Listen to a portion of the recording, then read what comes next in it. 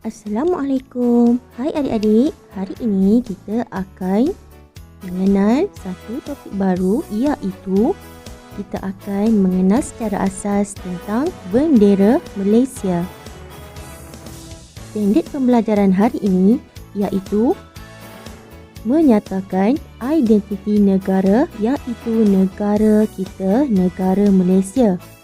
Di akhir pembelajaran nanti, adik-adik akan dapat mengenal apa itu bendera Malaysia. Baiklah adik-adik, ini ialah bendera Malaysia. Sebut bersama-sama cikgu, bendera Malaysia. Apakah nama bagi bendera Malaysia? Ya, nama bendera Malaysia ialah Jalur Gemilang. Jalur Gemilang. Apakah pula warna bendera Malaysia? Yang pertama, terdapat warna kuning. Yang kedua, terdapat warna biru. Yang ketiga, terdapat warna merah. Dan yang keempat, terdapat warna putih.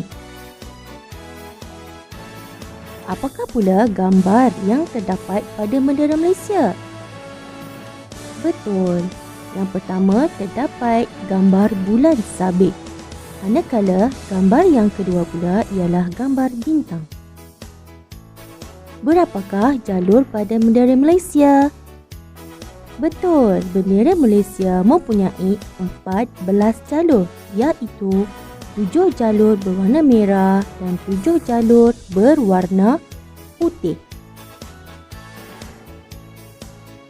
Mari jawab soalan uji minda.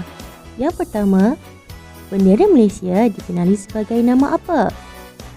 Kedua, bendera Malaysia mempunyai berapa warna? Dan ketiga, bendera Malaysia mempunyai berapa jalur merah dan jalur putih? Okey, terima kasih semua. Sehingga berjumpa lagi.